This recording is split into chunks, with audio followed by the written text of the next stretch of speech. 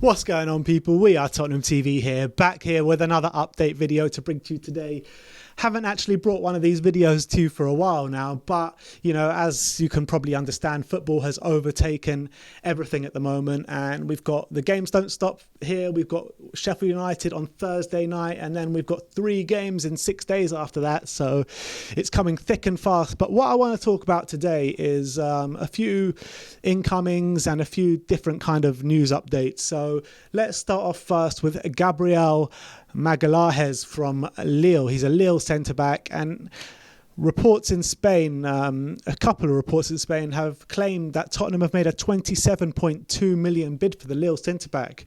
To be honest, I haven't seen him play, but if we are bidding for any Lille players, I back it because, you know, we've got João Sacramento, Nuno Santos, the whole backroom staff at Lille who are now at Tottenham working under Jose Mourinho. So look, they must know something that we don't. So if there is any legs to this, I am up for it. 100% I am all for this. So let us know in the comment section below what you think of Gabriel. Obviously, I haven't seen him play. So if you have seen him play, let me know in the comment section below what you think of him. But like I said before, Sacramento and Nuno Santos and the backroom staff that used to be in Lille must rate him if that is the case. So I'll be all for that. Let's move on to Timothy Castagne, right back from Atalanta. Obviously played a massive part in getting them to Champions League last season. Atalanta have been brilliant the last 2 years. They really have, scoring a lot of goals, and I think he's been a big part of that marauding up from the right back position. He has come out on the press and stated that if he was to get a bid from Tottenham, it would be way too big for him to turn down. So I think it's a position we need, and he has really been setting Serie A alight over the past year, albeit the last few months he hasn't really been getting that much game time, but I wouldn't read too much into that. It would be a good signing, it really would be. I've seen him quite a few times and I really like the look of him. So Timothy Castagne linked with Tottenham. Atalanta right back, absolutely sensational form Atalanta at the moment. They really are a good side. But let's move on to a South Korean counterpart, Kim Min-Jae, who currently plays for Beijing One out in China. He looks like a really, really top defender. He's nicknamed the Monster out in South Korea. He's about 6'3", and he's built, like proper built. The guy, like a brick shithouse, that guy. So it's a risk. Look, let's be honest, it's a risk bringing him in. It could go one of two ways. I think he could either be absolutely brilliant or he'll be absolutely shocking. But you know, they're talking about a fee of 13 million, and in this day and age, I think that would be a great signing. But like I said, it would be a risk. But you know, it could pay itself back in just the commercial value alone. Look at the Heung-min Son deal. We signed him for 27 million, but we must have made the money back within a year of shirt sales in South Korea. You can see the club shop selling its own South Korean shirts. Never mind Spurs shirts with Heung-min Son. They got the pink South Korean jerseys in there. So I think it could be a great commercial deal for Spurs. I think it remains to be seen whether it will be a good deal on the pitch. I think, like I said before, it's a risk, but he has got time on his hands. He's 23 years old.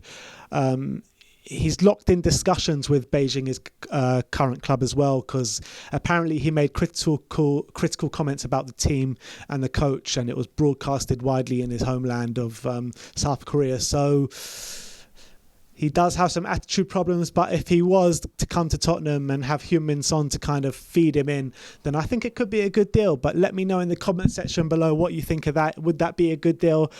I think just on the money side of things, Daniel Levy would jump at the chance of signing him. So let's see how this one plays out.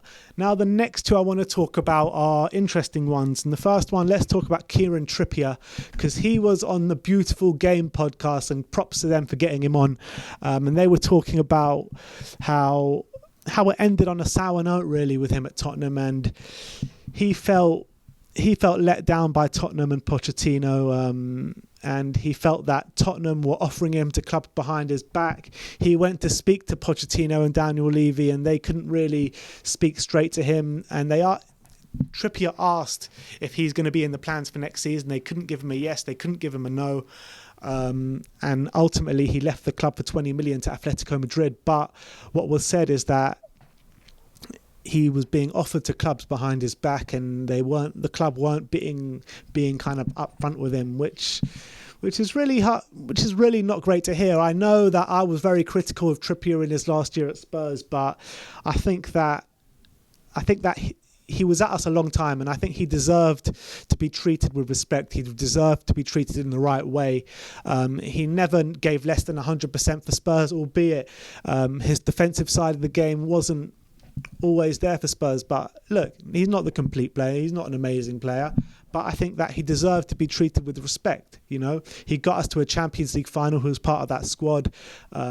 He took over from Kyle Walker's position pretty well. I think it went on a downward spiral that last year, but he did deserve to be treated with respect, like I say. And it leaves a bit of a bitter taste, to be honest. But I think you expect those kind of things from Daniel Levy. I think you need to be forthright and upcoming with your players. But I think Trippier's right to hit out at the hierarchy at Spurs.